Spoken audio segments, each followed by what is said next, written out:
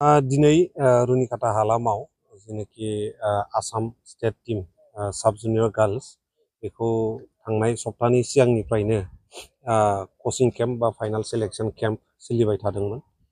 बाहाय टटेल 40 सा गेलेगिरिफ्रा बाहागो लादोंमोन बा रिपर्टिं होदोंमोन। आसाम नाङैनो सेलेक्ट खालामनानै लाबोनाय 40 सा।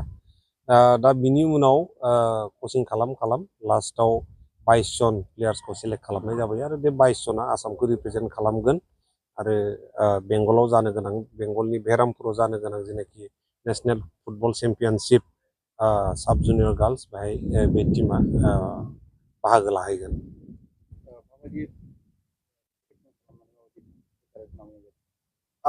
सेलेक्शनाथ' फार्स्टआवनो जोङो सारा आसाम नाङै अपेन कल खालामनानै एराउन्ड 600-700 गथ'साफ्रा रिपर्टिं होदोंमोन। गुवाहाटीयाव सेलेक्ट खालामदों।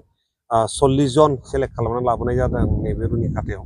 दा 40 जननि गेजेराव आरोबाव 2 सप्ता 3 सप्ता कचिं खालाम ट्रेनिं होयै फाइनालि 22 जन सेलेक्ट खालामबाय आरो खोब पारफरमेन्सआ मोजां जादों आरो जोङो गोग्गाथाव बाथ्रा दिनै बे रुनिकाटा बायदि चिरां दुवार बायदि गोदोसोनाय मोनसे जायगायाव जोङो स्टेटनि मोनसे जेनाखि स्टेट लेभेलनि केम्पखौ जोङो बाहाय बानायफैनो हादों, कचिं केम्पखौ बानायफैनो हादों। बे जोंनि ओनसोलनि थाखायबो गोग्गाथाव बाथ्रा आरो जोङो आसा खालामदों बे टीमा थांनानै मोजां गेलेहैगोन आरो जोंनि आसामनि थाखाय मोजां नाम लाबोगोन।